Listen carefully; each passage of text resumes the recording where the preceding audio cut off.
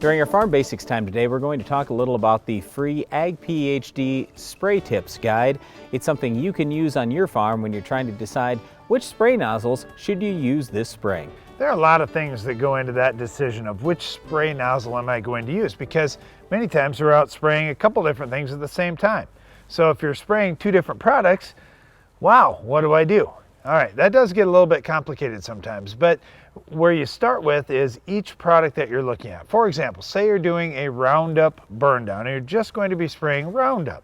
Well, you can go to the Ag PhD Spray Tips Guide app and just type in Roundup as the product you're going to use and take a look at the options for the spray tips we would recommend. Now, when you're looking at those options, you're gonna have to type in a few things. You're gonna have to type in what you want to run for speed and what you want to run for gallons of water per acre.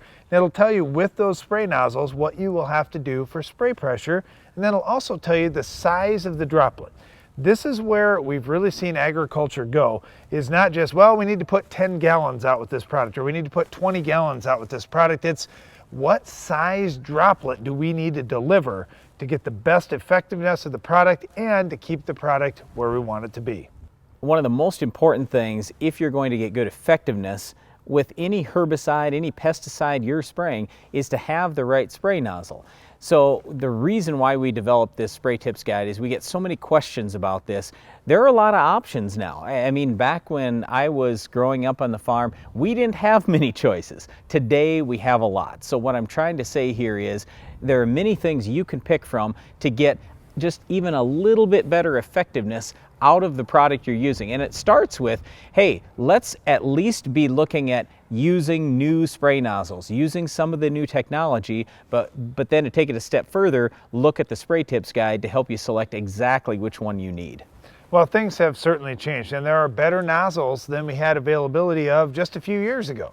So if you haven't upgraded your nozzles in the last year or two, chances are, number one, your nozzles may be starting to show some signs of wear. Yeah. If you've got some wear on your nozzles, replace them immediately.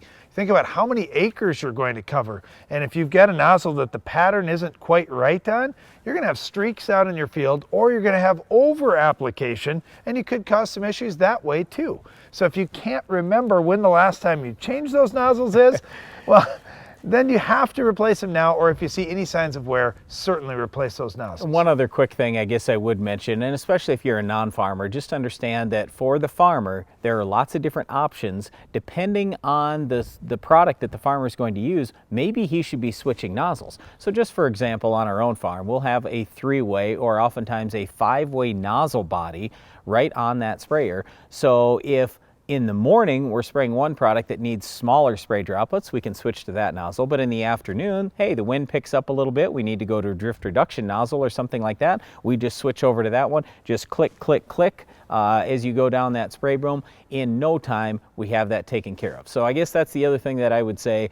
Farmers aren't just going to pick one nozzle. Oftentimes they're going to have 3 different nozzles or more on the farm so they can apply the product that they're using in the correct fashion.